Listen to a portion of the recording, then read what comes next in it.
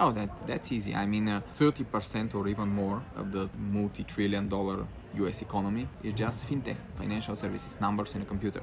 So just money flowing here and there and just digital. So yeah, the world solved this problem long ago. We do abstraction, we do digital stuff representing physical stuff, and that's okay. So that's actually easy. The harder question is how to do it in a less competitive environment, because these digital environments are very attractive because they are like easier to handle stuff, less things can go wrong, and they are very competitive. So how to find an industry that's digital but less competitive? How do you manage to stay entirely digital? By entirely digital, I mean like not having phone support.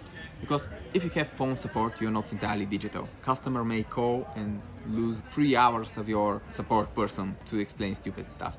The moment you have phone support, the moment you have 24/7 support, you're no longer purely digital. Because the digital you can put in a process and say, okay, this flow of digital value cost me this, I win this, I lose this, I make the picture of the money flows, and I have a business model.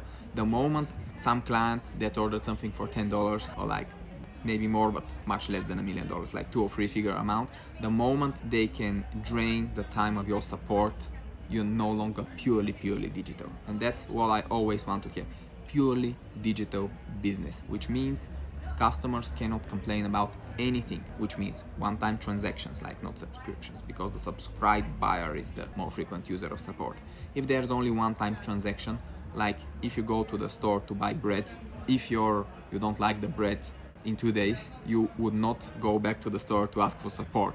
Like, support, I don't like the bread, please fix the bread. People from one-time transactions, they accept the product at the moment of delivery, and that's it.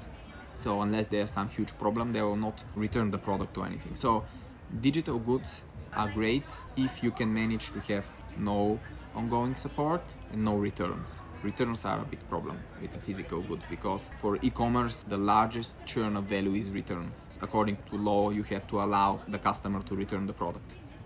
And this way, people either because they just want to abuse the system, or because they just generally cannot use the product. For example, they ordered shoes and they're too small and they want bigger number of shoes.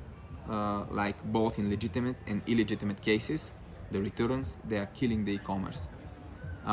So if you manage to make a business that is without ongoing support, without returns, then you start winning and scaling. And I have always tried to make this type of businesses.